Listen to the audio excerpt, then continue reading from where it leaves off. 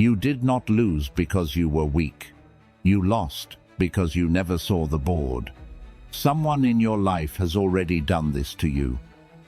They made you apologize for things you didn't do. They made you question things you remember clearly, and the worst part? You still think it was your fault. They didn't beat you with logic. They moved the pieces while you were still learning the rules. You thought you were having a conversation. They were positioning you. You thought you were defending yourself. They were training you. Narcissists don't win by being stronger. They win by changing the rules before you realize there are any.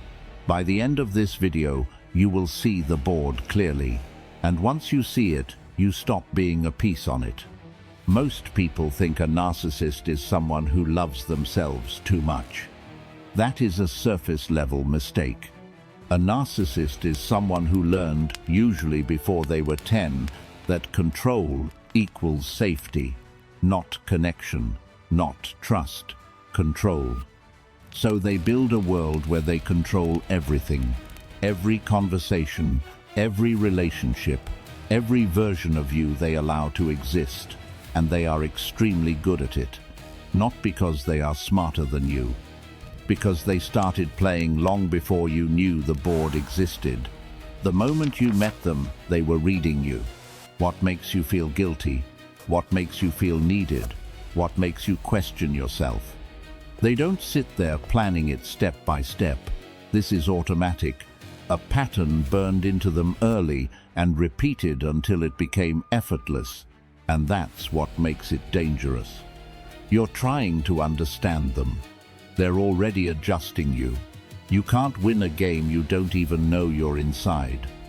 In 2002, psychologists Delroy Paulhus and Kevin Williams identified what they called the dark triad: narcissism, Machiavellianism, psychopathy. 3 traits. When they overlap, manipulation becomes effortless. Not every narcissist has all 3.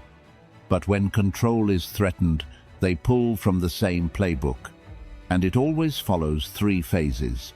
Phase 1, love bombing.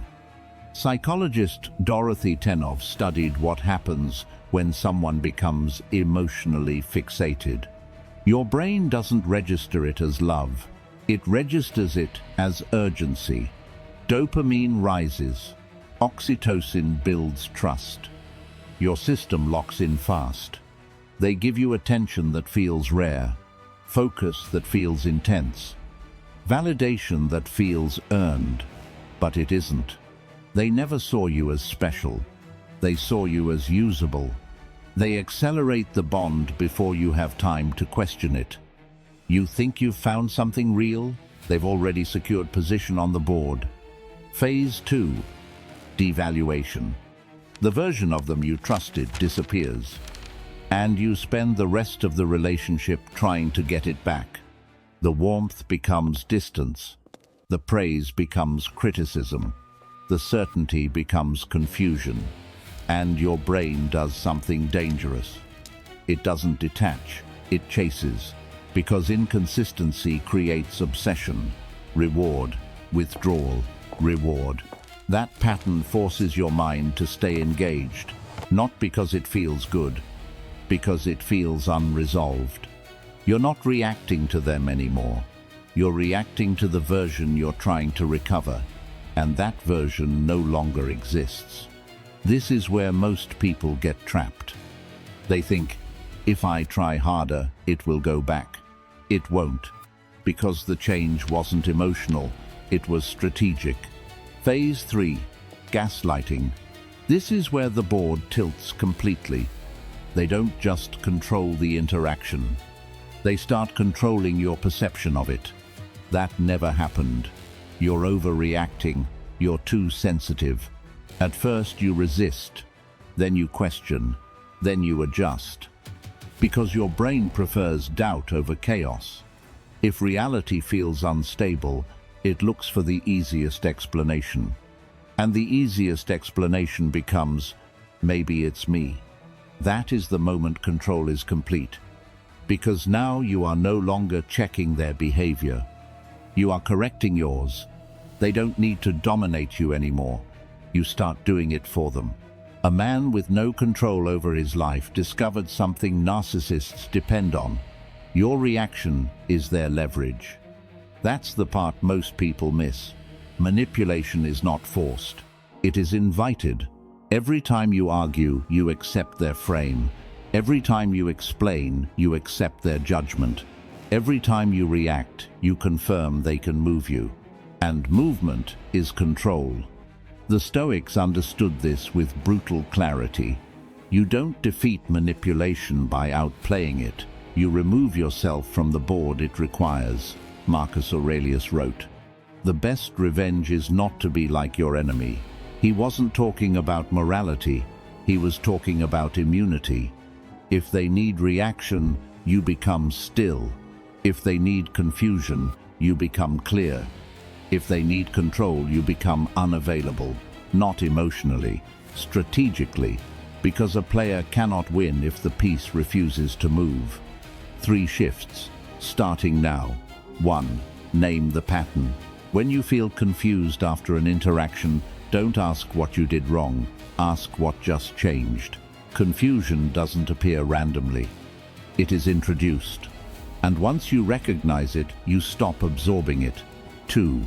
Stop explaining. Every explanation is data, and data is leverage.